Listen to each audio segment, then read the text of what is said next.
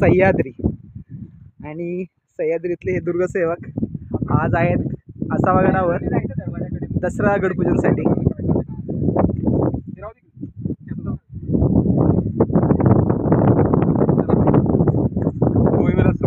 सुरुवात करूया।